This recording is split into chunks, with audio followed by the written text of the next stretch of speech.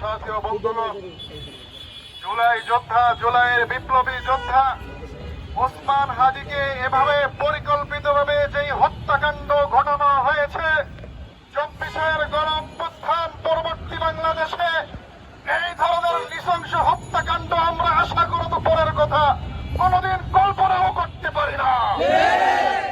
সেই দুর্ধর্ষ খুনে প্রকাশ্যে ওসমান হাদিকে হত্যা করে নিরাপদে কিভাবে ভারত পালিয়ে যায় বাংলাদেশ থেকে, সেই প্রশ্ন আমরা প্রশাসনের কাছে রাখতে চাই।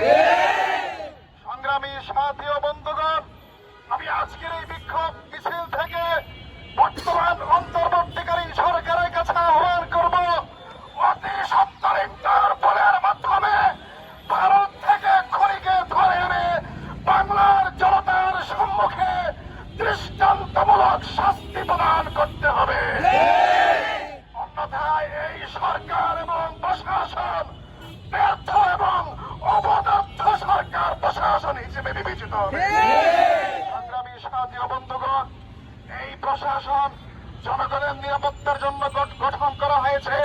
লক্ষ লক্ষ কোটি টাকা প্রশাসনের পিছনে ব্যয় করা হয়েছে জনগণের শান্তি শৃঙ্খলা এবং নিরাপত্তার জন্য।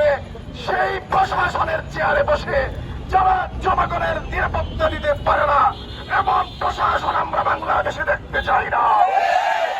তাই আমি দাবি জানাবো সরকারের কাছে, সরকার এবং প্রশাসনকে সোচ্চার হতে হবে, সজাগ দৃষ্টি রাখতে হবে।